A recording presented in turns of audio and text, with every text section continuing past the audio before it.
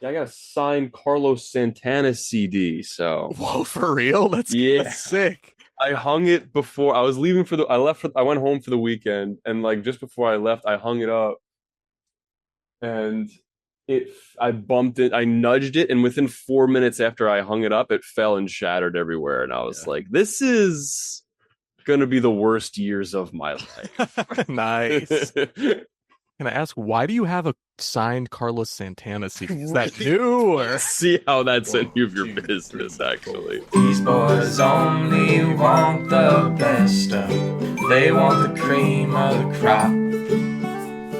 They don't want none of that Michael Bay shit. They want the shit that pops. Oscar bait, black and white. Maybe something French. If it's got more than one explosion, honey, put that shit on the bench. Oscar Wieners, Oscar Wieners, Oscar Wieners. These boys are the Oscar Wieners. Yum, yum.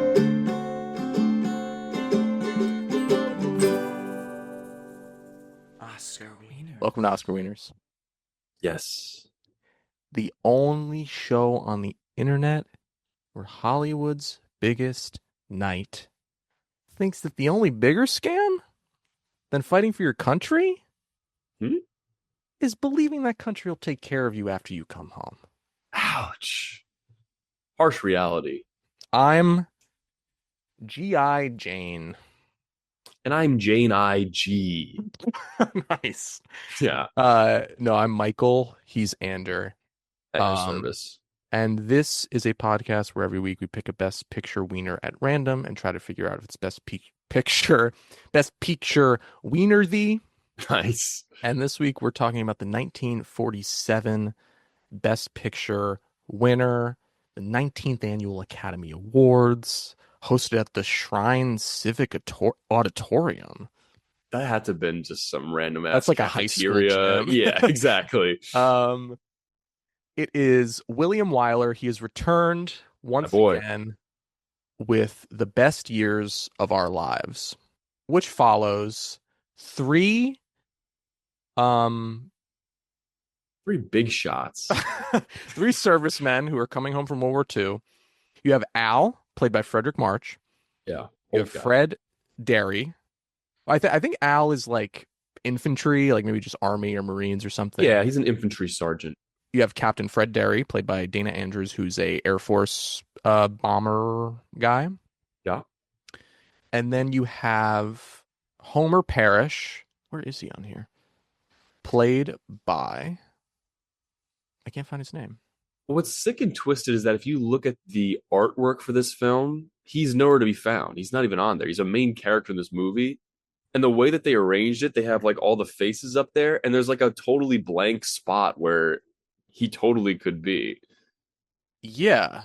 Yeah, so Harold Russell plays Homer Parrish, who like was actually a World War II veteran. He lost his hands I was wondering about that. and you know, for the United States of America during World War II. Salute. Yeah, it follows them. They come home. They come back home to their home kind of town city of, I think it's Boone City. Yeah, I'm not sure. It seemed fictitious. Yeah, I think it's supposed to be. I guess it's like Midwestern. Yeah, it seemed like maybe like Fine. suburban Michigan town Yeah, somewhere. yeah. And it's just about them readjusting to home life. Homer has a girl who he's been with for a long time that he left. He hasn't seen her, and also his family. But the main kind of thrust of his story is, will he be able to kind of get over his sort of shame about losing his hands and like kind of feeling othered by the people in his life? Will he be able Right. to like put that aside and get together finally with his longtime girlfriend? Fred married like during while he was like on a base or something, or while he was in like boot camp or something, like in Very Texas. early in his army career, yeah. Yeah, Or his Air Force career, rather. Yeah. So he hasn't seen her in years, and like he only knew her like very briefly, but he is married and he's coming home to her. And then Al, he's been married for like 20 years. He's coming home to his wife and two kids. And yeah. So it's those are kind of like the three, and then also like them, readjusting to life, like, struggling to find work or like kind of having a hard time readjusting to the work life they left behind, yada yada yada. And yeah, Ander. What's up? What's going What on? uh, what were your expectations going into this movie? Did you know anything about it? Like, have you ever heard of it? Not a single thing, my friend. Not a single thing. I knew when the opening credits pulled up that I saw William Wyler's name, and I said, "Oh, Mrs. Miniver." Yeah. I enjoyed that film. Let's give this baby a shot. Let's see what's going on. And boy, did he cook, in my opinion. So glad you said that. This is a fucking slam dunk if I ever saw one. This movie's a masterpiece. Yeah, 100% masterpiece. This is like one of the best movies we've watched. Yeah, this is one of the best war films I think is that I won't say ever made because I've seen so few, but that I've ever seen for sure. 100%. It's as if they took also a great transition coming off of Hurt Locker, by the way. So go us, I think. True. Yeah. Yeah. A modern take on PTSD, going back to 1940 and getting an old school take on PTSD. Yeah. This is a bit of a different skew where it focuses more on the home life. It's as if they took the cereal aisle scene in Hurt Locker and just expanded it into a whole movie. Yeah, yeah. Like you can tell Wyler was really inspired by that, Yeah, I think he saw that was he loved what Catherine did with that. Yeah, let's expand on that concept, that idea, and I think he really knocked it out of the park. Yeah, William Wyler is also a veteran of World War II.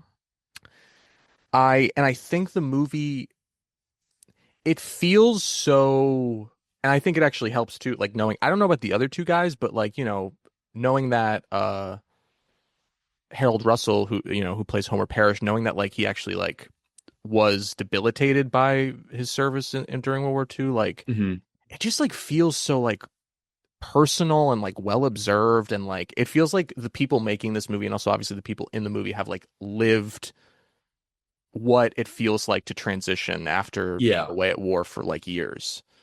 It's so it does such a great job of conveying this feeling to somebody who has no idea what any of this is like in his own life experience, but equating that and getting personal and getting real. And again, like you said, coming from a place of real world experience, like you can just tell it comes from a place of care.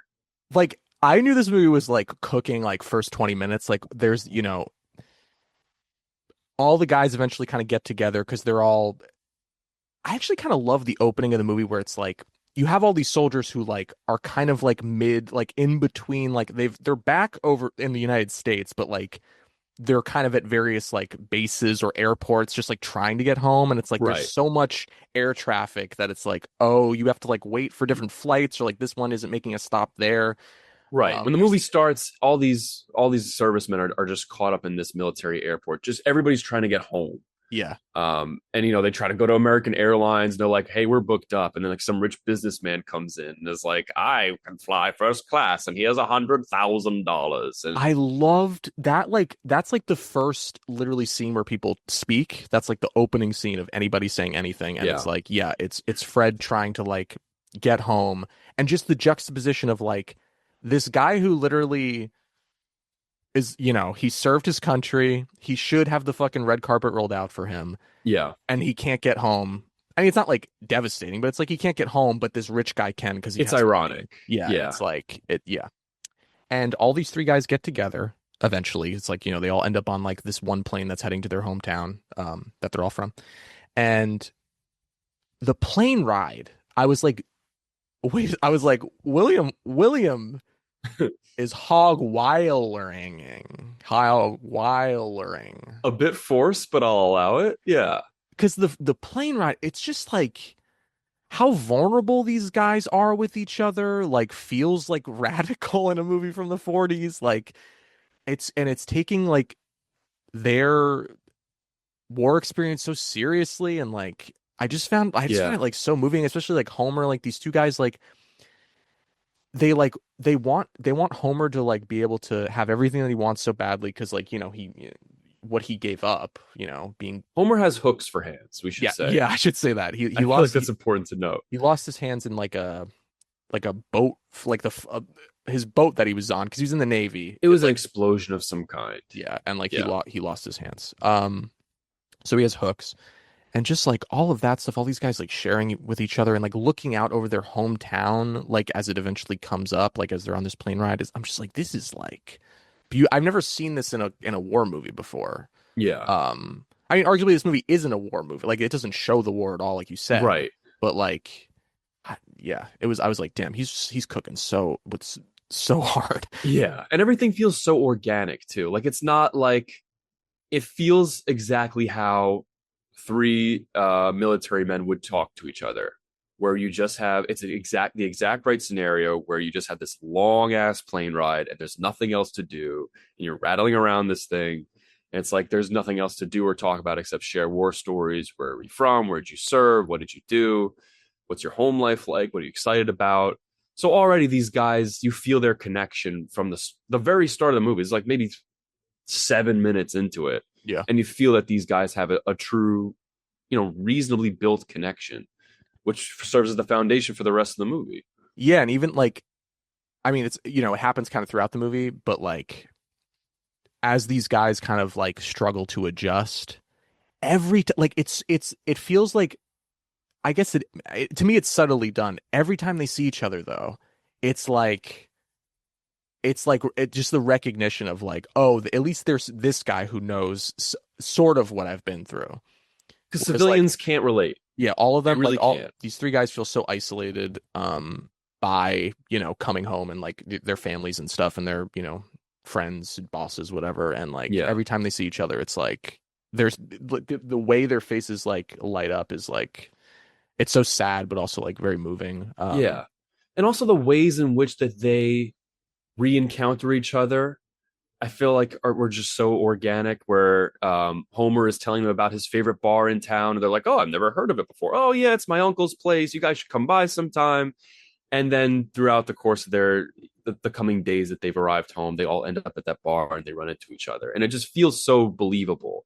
It didn't feel like any sort of like cinematic, we gotta pull some strings to get these guys together. It just felt real. 100%. Which is hard to do. Yeah. Yeah, I think I love the movie. Even the ending. Whoa. No, well, we don't have to get directly That's into that. crazy. No. Like the way all the characters are like sort of moved around, especially Fred and Homer, the way they're moved around on their board and then like their kind of separate romances like intertwined by the end is like some of the most like nuanced structuring I've seen in a movie in a long time. And we can get more into it, but just to your point about this movie feeling really organically put together, I just completely agree. I think it feels so like natural or something. What do you mean the way that they're moved around? Just the way that like Homer's eventual marriage to who's the lady that he's marrying? Wilma.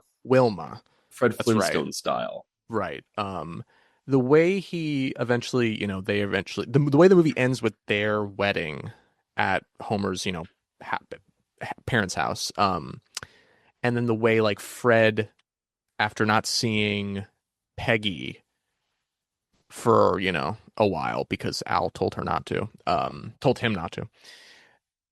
the way like they meet again, and just like the way that intertwines and like sort of like as this marriage is beginning, their romance is like actually finally starting. Like it just feels so like elegant, but it also doesn't feel forced. No, not at all. It's sort of like these people just like are like, they're just running into each other very naturally, and like conflict is sort of being breadcrumbed out, and like it just, I don't know, it just feels, it's so well done. Can we talk about Peggy? No. And Millie for that? No. This is a movie about boys. It's a boys film? This is a boys movie. I disagree. I vehemently disagree, actually. Yeah, what do you want to say about Peggy? Peggy and Millie are both such well-written female characters that have both empathy and agency. And I think Weiler just strikes. Well, it wasn't really Weiler. I gotta give props to Robert Sherwood who did the screenplay. Both just feel so just real, actualized characters that are equal parts strong, empowered, and also like empathetic and kind. And I feel like that's a really rare archetype.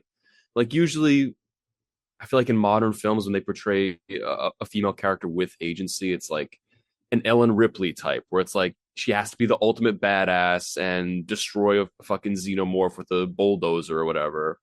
But this is different. It feels very reserved, very realistic, but still empowering. And I love these characters. They're just great. They're great partners. They stick up for themselves. They push back. Um, and I just think it's really cool, man. Yeah, I completely agree.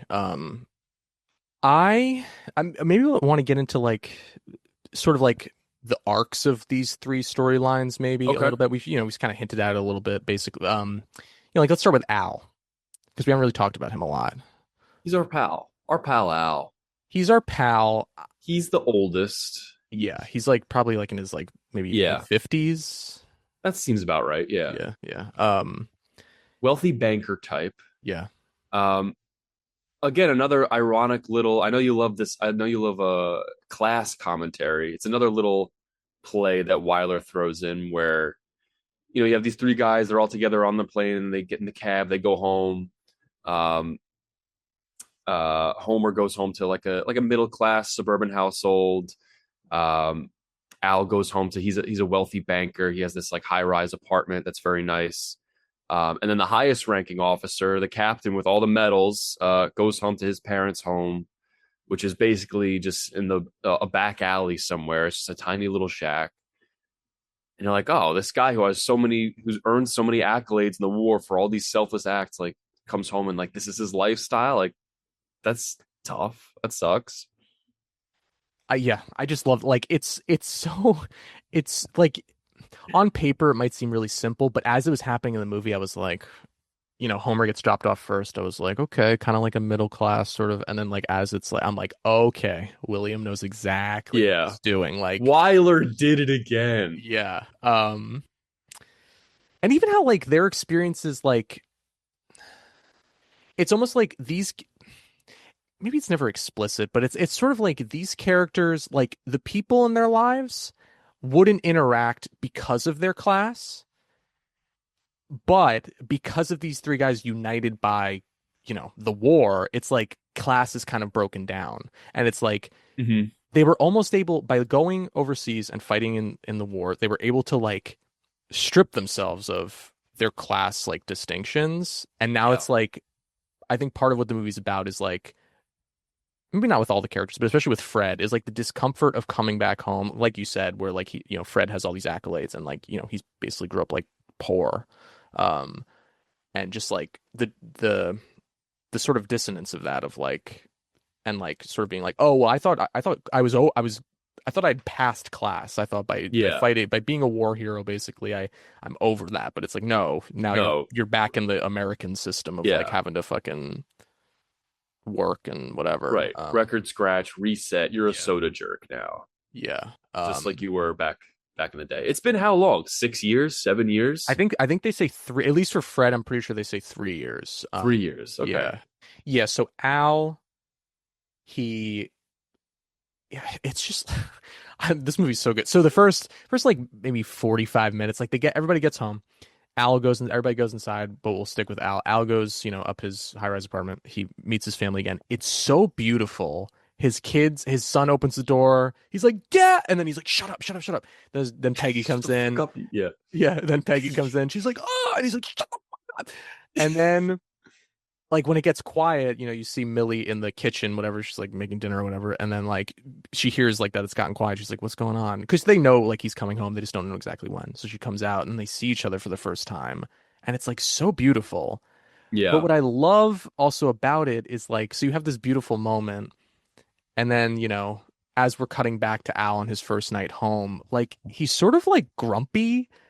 Like after that initial wave, he's sort of like he feels obviously uncomfortable with being home. He's like drinking. He's sort of I like he doesn't know how to readjust. He doesn't know how to talk to his kids really. Yeah, if I could interject, I would say it's less grumpy and more like you can't find a comfy spot in your chair. Like you're just kind of like wriggling around. He's just like, I don't really know what this is. I feel like I don't belong because you almost don't. It's been 5 years. Like your family, as much as they love you, has learned to adjust and make do without you, or else they wouldn't be able to exist. They've learned to cope. Yeah. So now he's just trying to reassimilate himself into this world where not he's not necessarily no longer welcome, but he definitely doesn't fit in and kind of has to find a spot for himself. So it is uncomfortable. Yeah, and I think an interesting thing about his character, they never explain if like this is how he always was, or like maybe like, like PTSD, or like just like the discomfort of being home is like he drinks a lot. He's like, especially the first night he gets like so drunk, and then but even throughout the movie he's like constantly drinking. I think that's pre-war Al as well. That's what I thought too. Because Like in the he's always just household kind of been like they had this. no liquor. They had like because like it seemed like the rest of the family doesn't drink, and they kind of all of it was gone from the house. Right. And he was like, "Well, what's a guy got to do to get a drink around here?" And she's like, "Well, we don't really have anything." He's like, "All right, let's go out. Let's go out. Let's go out." That's such a good point. Yeah, it's like Yeah. they barely have any liquor in the house. Oh, that's a really good point. Yeah. Yeah, I thought that too. It's like, yeah, it's always been like this. And like, his and Millie's relationship, I love the way it just kind of it goes in waves where it's like there's scenes where like, they really, love each other, and then there's scenes where like they seem like they can't stand each other. Yeah. And then there's really late in the movie when Peggy, spoilers, falls in love with Fred. And, she's talking to her parents about it. Millie has this great line about like, because Peggy's like, you guys have always had it easy. You've always been in love. Like you don't know what I'm going through with Fred because, obviously Fred's married. And Millie I didn't write the whole thing down, but she's basically like, no, we our whole marriage, the whole time we've been together, it's been constant back and forth. Like he can't stand me. I fall out of love with him. Yeah. And then she ends by saying like, how many times have we had to fall in love all over again?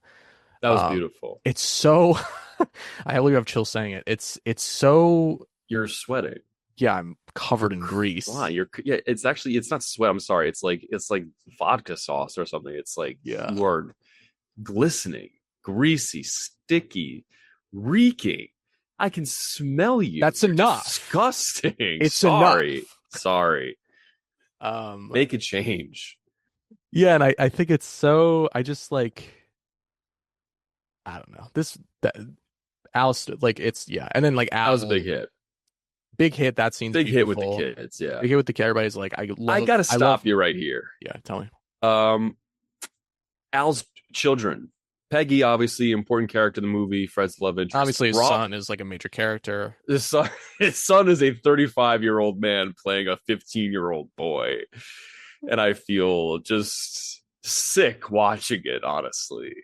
And they also pull orange juice and chicken wings out of the fridge like fully formed. It was 1946. Yeah, but they reached into the fridge and pulled out a glass of orange juice. It was so bizarre. Is that what they did? I don't know. They probably didn't know how to store shit. Refrigerators just weren't invented at home. You know what I mean?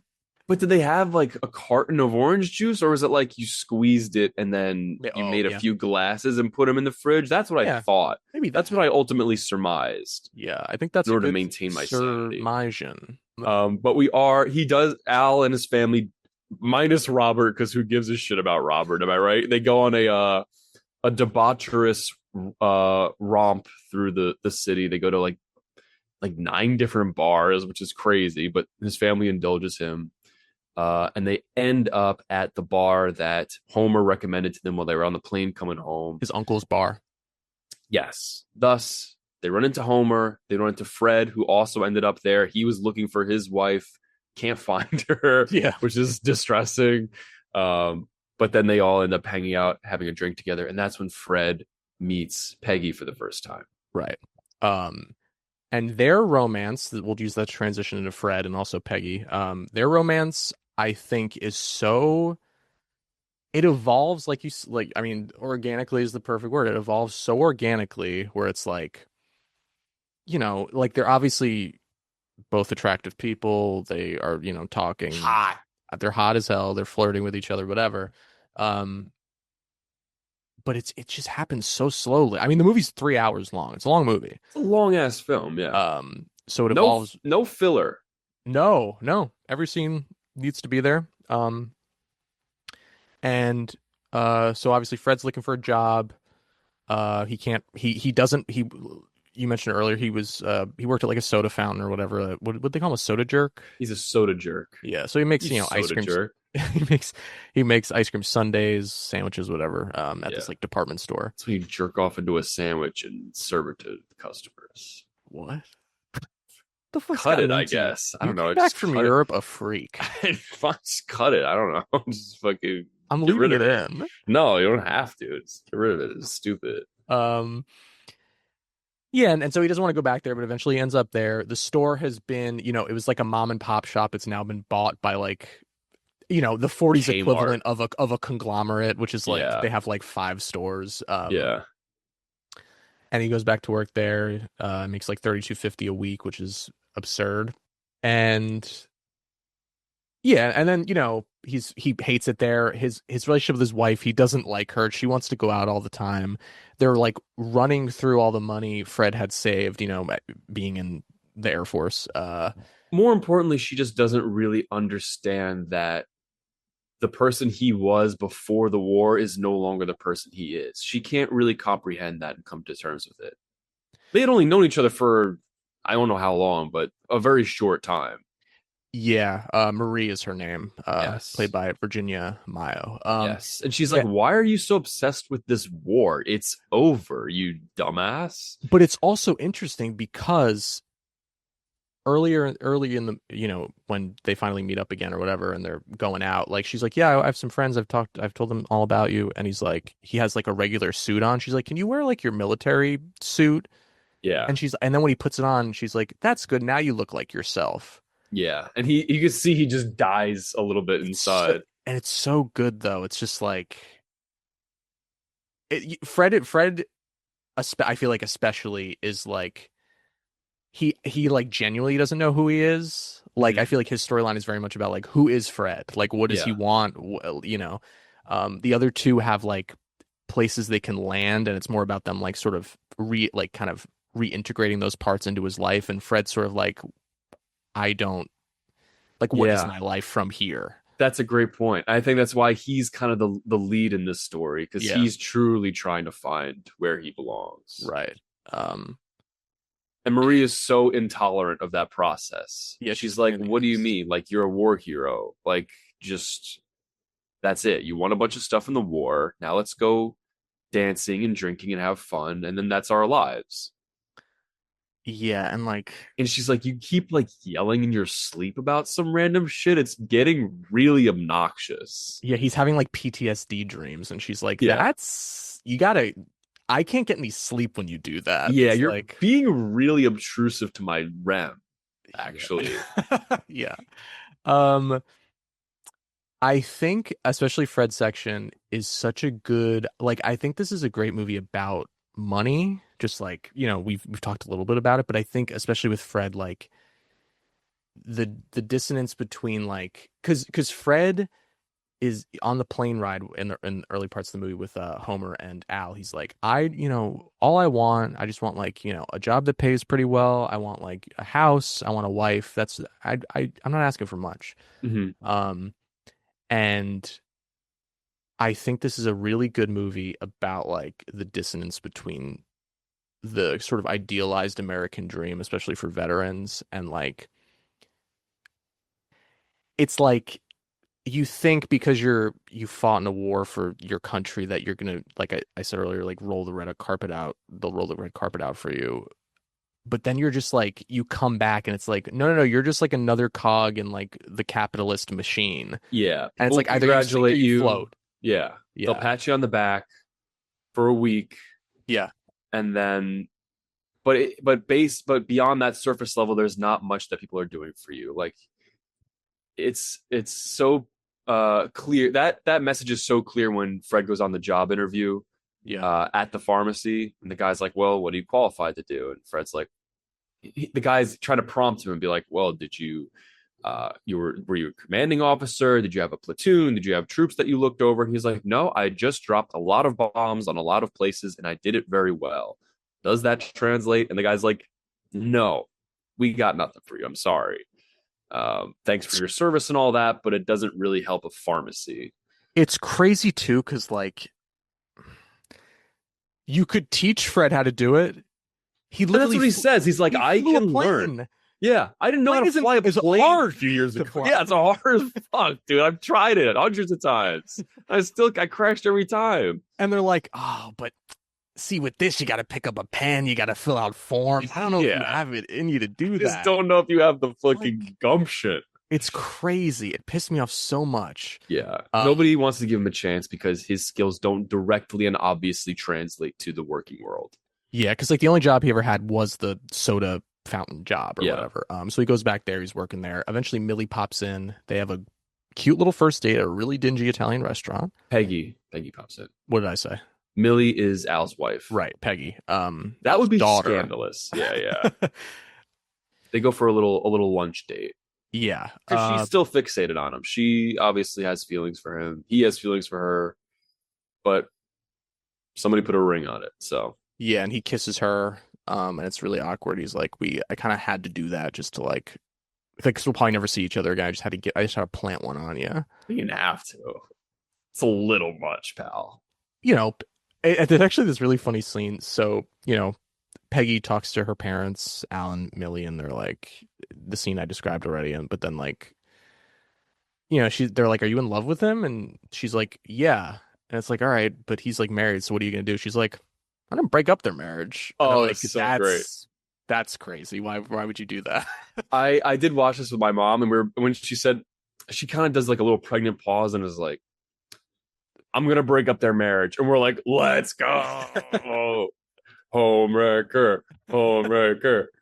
Yeah, and then and she goes out with she does like a double date with like her and some guy, and then Fred and Marie. And it's weird and awkward and Yeah. Which was her intent. She kind of wanted it to be weird and awkward so she could finally get over Fred. yeah. But it backfires, and she's like, "No, I still obviously have feelings for him, and I gotta keep seeing him." And then that leads Al, her father, to approach Fred and say, "Hey, buddy, I like you and all. You're a cool guy. I'm glad that I met you, but you gotta stop messing with my daughter. Like, unless you're gonna commit to her, don't talk to my daughter anymore." And he's like, "All right, then I'll call her right now and tell her I'm never speaking to her again."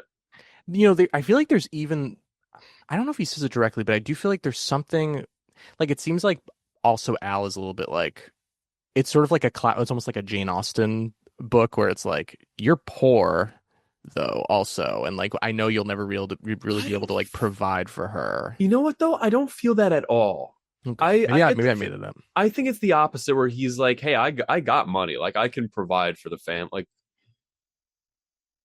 I didn't get the feeling like that was a factor. Yeah, okay. I could have misread it, but I think it was really more like, it was almost like he was making eyes, being like, "Hey, I can't sanction you talking to Peggy unless like you're willing to commit to her, right? Are you? Yeah. Huh? Like, if you say the right things right now, this doesn't have to happen." And Yeah. it's like, "Nah, actually, I'm a big baby and I don't want to divorce my wife. Who I hate." I hate my wife, but I gotta stay with her." Then we don't see them, Peggy and Fred together for, kind of a while. I kind of like how long passes where you don't see them together, because it's like, it feels more like realistic than like, oh, they don't see each other for 15 minutes. They'll stop and take a look at our pal Homer for a spell. Yeah, so Homer, I do feel like once they get back, Homer gets the least amount of storyline time. Yeah, Homer gets home. We don't see Homer for a while. Yeah, like there are like pops back gaps in. where he disappears, but I also think like some of the scenes that like I'll probably remember like for a long time are in Homer's sequences. His storyline, yeah. Like I there's agree. it's obviously him readjusting everybody. he hates that people keep looking at, his hooks for hands. So it's like people keep looking at that, and he feels at those, and he feels othered, and um, he is having a hard time with Wilma, like I said earlier about, he feel what exactly is his problem? Like he's just self-conscious, really. Wilma is yeah, right. a perfectly loving girlfriend, and like obviously his whole family is still adjusting to the hooks. Yeah. But they ultimately not necessarily come around, but they learn to live with it and just want what's best for Homer. They're all very doting, and his father helps him, take the apparatus off and get into bed, and they're all very helpful and caring. But he's very distant. He's closed off. He's like, people are looking at me funny, and feeling really self-conscious about his new lifestyle, which is understandable. Yeah. But the whole time, everybody around him is being supportive. Yeah. Yeah. You could almost say, like, is he justified in this? But he is. I mean, obviously he is, because it's just what he happens to feel. But Wilma is also very supportive as his girlfriend, but he pushes her away because, like, you don't want, like, this is a whole new lifestyle for you, and you don't know what you're taking on if you decide to be with me. But she's ultimately like, don't decide for me.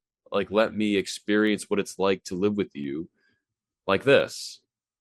And to that point, there's the scene, like you mentioned, his dad helping him, because the hooks are, they're like sleeves, and then like he like takes them off, like he like kind of like unbelts them or whatever, and then obviously he takes them off like to sleep and stuff. There's the scene where that first happens, his dad does it, and it's just on Homer's face. It doesn't show anything of like what's going on below like his like neckline. Mm-hmm. And it's so like sad, like just like this grown man, like he somebody his dad has to take care of him. He like feels, you can obviously see that he feels like uncomfortable by it, and like like he's not like a real man or something. And then you see, much later, like sort of the culmination is with, especially his stuff with Wilma, is like he's like, let me show you, because Wilma's like, my family told me I should leave so I can forget about you, because obviously you said you were going to marry me when you came back. That hasn't happened. You've been home for whatever months now. Mm-hmm. And he's like, all right, and she's like, I want to be with you, but like, you don't believe me. And he's like, all right, if you really want to see what it's like, he's like, come upstairs and like help me. So then she does it, and we finally see like what it actually looks like. And I cried like a few times during it. I just find this movie like so like moving, and like when he, she takes off like his hooks, whatever, and then she helps him with his like nightshirt. He lays down. She leaves. She says like she loves him. He says he loves her. And like there's just like the light on his face, and you see him crying, and he's like, it's like everything that he thought his life would be after he lost his hands and like coming home and stuff isn't what he thought. Like it's like, oh, everybody actually is looking out for me, and this doesn't have to be burdensome, and like this is just like another way to like that they're caring for me. It's not like it doesn't make me less than or something, and it's like it's just beautiful stuff. Yeah. And it's so like delicately handled, and like it feels very like, I don't know, it's just great stuff. And the whole film culminates in their wedding, which is where also Fred and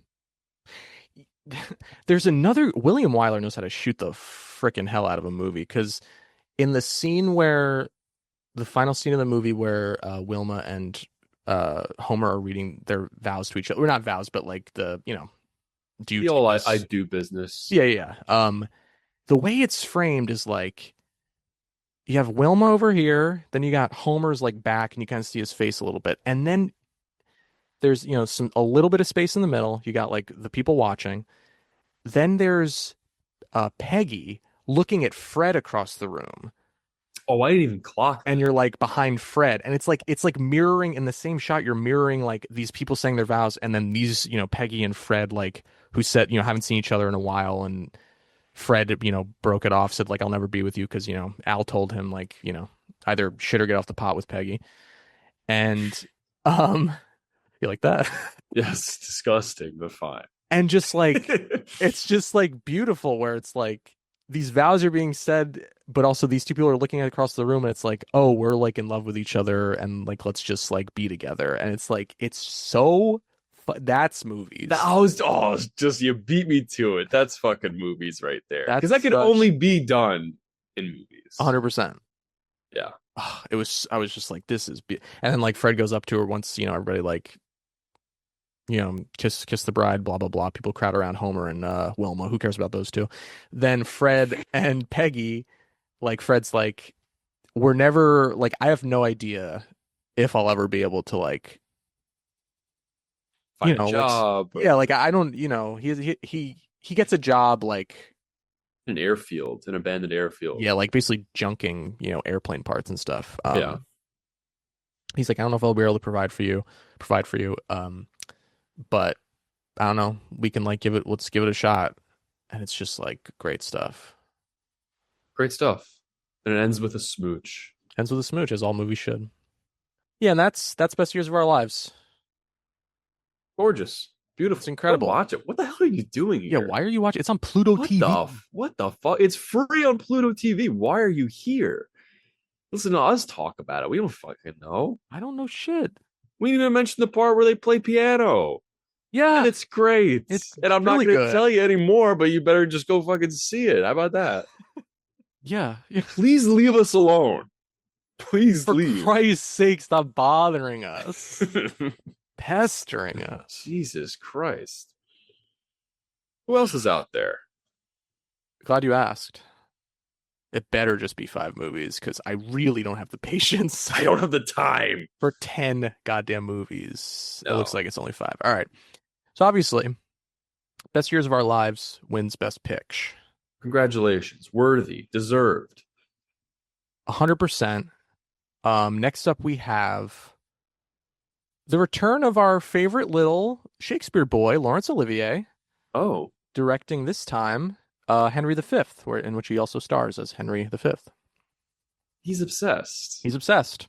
In the midst of the 100 Years' War, the young King Henry V of England embarks on the conquest of France in 1415. No. Maybe I'll see it one day. I have read Henry V and I think it's good. I don't know. Damn, from you, I feel like that's low. Because you love his shakes. I do love his shakes. It's not my favorite. It's got some of his most famous stuff in it, but yeah, I don't know. All right. Par. Next up, we actually have a movie we covered, but as a bonus app. It's a Wonderful Life? It's Frank Capra's It's a Wonderful Life. God, I feel like we've covered... For a movie that didn't win Best Picture, we sure have talked about this a hell of a lot, huh? I wasn't even going to tell you what it's about. Just go listen to our episode. It's a classic. Sure. It's an incredible movie. Interesting that it's... Yeah, I guess... Yeah. It's good. I like It's a Wonderful Life. Do I think Best Years of Our Lives is better? Yeah. Yes, I do. Yeah. Big time. Yeah, great movie. And next up we have Edmund Goulding's The Razor's Edge. Ever shaved with one? Yeah, I have. I'd really rather pass on this film, though. Is it about World War II? Are all these about World War II? Let's see. An adventurous young man goes off to find himself, and loses his socialite fiancée in the process. But when he returns 10 years later, she will stop at nothing to get him back, even though she is already married. 10 years later? Yeah. So he just wanders off, doesn't say a word, and then comes back. Is this Cimarron? This is like Cimarron. Yeah. Oh yeah, he goes off to Oklahoma to claim some land. Whoa. What a classic Yancey move. Wait, the main character's name is Yancey Cravat. What the fuck? And finally, we have a Clarence Brown joint. Everybody's favorite guy. Yeah. It's called The Yearling. This sounds familiar. It is about Jody, who convinces his parents to allow him to adopt a young deer, but what will happen if the deer misbehaves? Are you serious? That's what it says. Is this animated? No, I don't think so. That's so odd to see an animal-based film in 1946. Unless the deer talks, I don't want to hear anything about it. I am curious. Yeah, well, those are the nominees. Do you think Best Years of Our Lives is Best Picture worthy? If Years of Our Lives came out today, it would sweep the Oscars. It would win Best Picture. I 100 people would be like, "Holy shit, Yeah. who is this guy, and why hasn't this movie always existed?" Who is this guy and how do I shake his hooks? Yeah. I just think he deserves all the awards. He deserves all the awards. Ironically, he's not on the fucking poster. Put the man on the poster. Yeah. He acted his ass off. 100%. And he fought for our country. So, Yeah. G.I. Jane, is that your name? I forgot that was my name. I think you're full of shit. Yeah. Okay. Truly, our opinion doesn't matter. Yours matters a little more than mine, but ours collectively does not matter. You know what does matter? My man doesn't matter. Yeah. What does? The opinion of the people. Of course. I found some reviews via the internet of this film, The Best Years of Our Lives. Would you like to hear a couple of them? Uh-huh. Uh-huh. First, I'm going to need a fake name for this person to preserve their anonymity. It's got to be B-52. B-52. Want to know what B-52 said about this film? 5 Yeah. stars. 5 stars for this. Nice. I'm struggling. This is B-52 speaking. This is not me. I'm struggling to think of what a contemporary equivalent of this would look like. Something from Hollywood, maybe with A-list actors, that confronts the emotional and psychological toll of war of fully realized characters while still working as a master filmed melodrama. How mentally malnourished are people who hold the demonstrably false opinion that new Hollywood movies are somehow more sophisticated than old ones? We've been at war for over a decade and we get a few lone survivors a year, but where are the stories about soldiers at home? Too uncomfortable to confront, I suppose. Thank you, B-52. Give me the name of somebody who's just feeling a little presumptuous today. Fucking Tucker Carlson. Tucker Carlson says 2 stars. The 2 stars go for the guy with 2 arms missing who won 2 Oscars, and this film was way too long for me, so toodaloo. That sounds like some bullshit Tucker Carlson would say. Yeah, I actually kind of nailed that one. Yeah, thanks, I guess, Tucker. Find something better to do. Yeah. Give me the name of somebody who, I don't know, some people might think has a point. It's gotta be. That's so weird. No. Ted Cruz. What's he? He watched this? Gosh, so bizarre. Ted Cruz says 2 stars.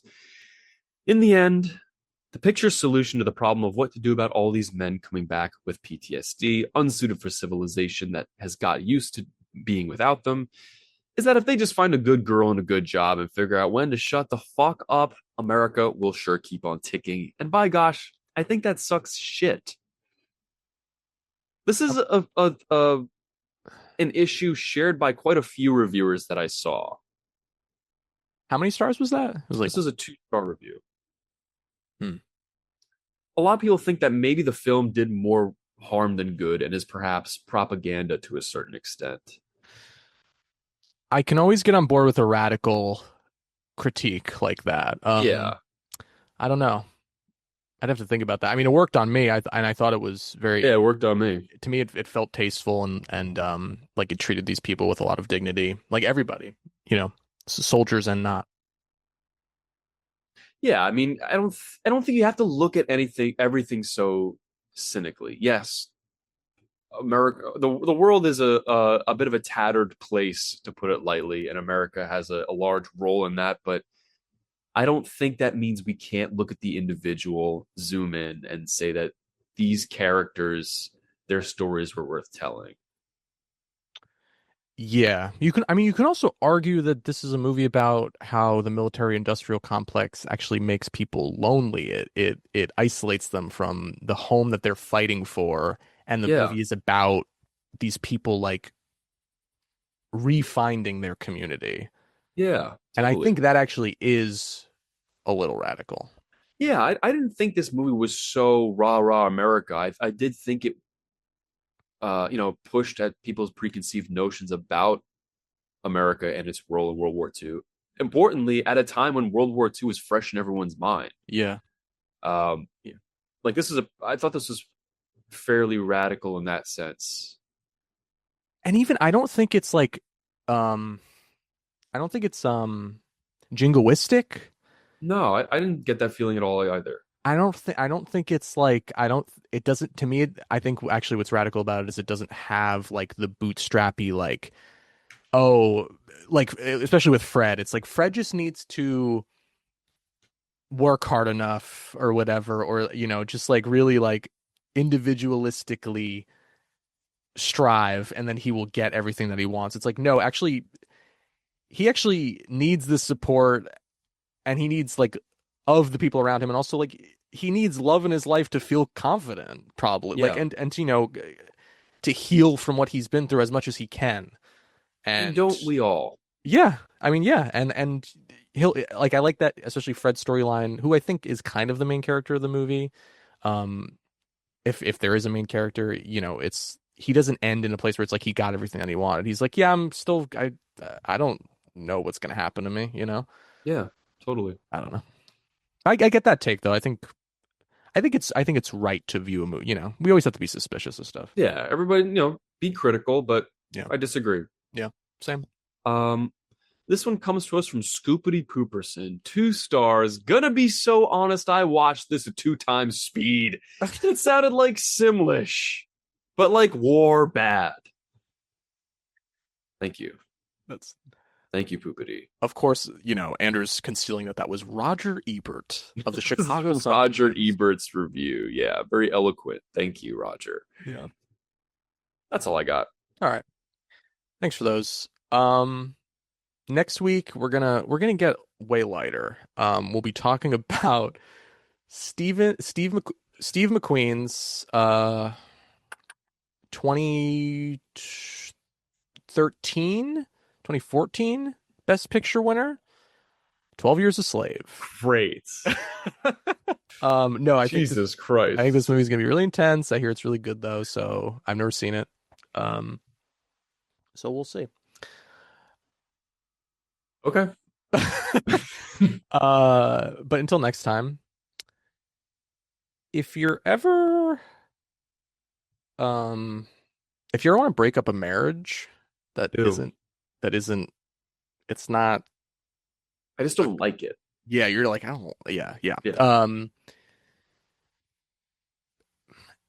This is more of a metaphorical hot dog thing. Imagine God, we're gonna be here a while, huh? Red and Marie, let's just say that's the names of the marriage you're trying to break up. Okay. They're like 2 buns. You have to like astral project, think yourself a bratwurst, a hot dog. I have to brat myself. You have to brat yourself, Frankfurt yourself, and just slide between those 2 buns. Gross. And you know how sometimes the bun, it like breaks and you're like, fuck, now I have to clench these 2 things together and while I'm eating the dog, and it's just not ideal. Can't say I relate. You have to do that so you get the one bun, the side of the bun that you want. Are you following my metaphor? I'm so far gone. I lost you the moment you said G.I. Jane. Okay, so 2 hours ago. Yeah. And you'll end up with the love of your life, actually. Oh, well, that sounds nice. Yeah. That sounds like where I'd like to be. So, All right. I'll take your advice. please do. And we'll see you next week, Wieners, I guess. Who fucking cares? Bye-bye. 1, 2, 3, 4. These boys only want the best stuff. They want the cream of the crop. They don't want none of that Michael Bay shit. They want the shit that bops. Oscar bait, black and white, maybe something French. If it's got more than one explosion, honey, put that shit on the bench. Oscar Wieners, Oscar Wieners, Oscar Wieners. These boys are the Oscar Wieners.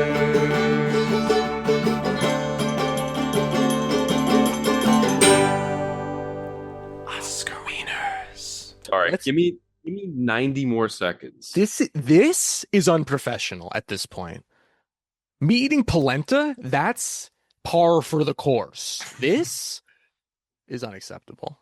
First of all, you didn't even compliment me on my fucking CD. I can barely see it. It's a little high, yeah.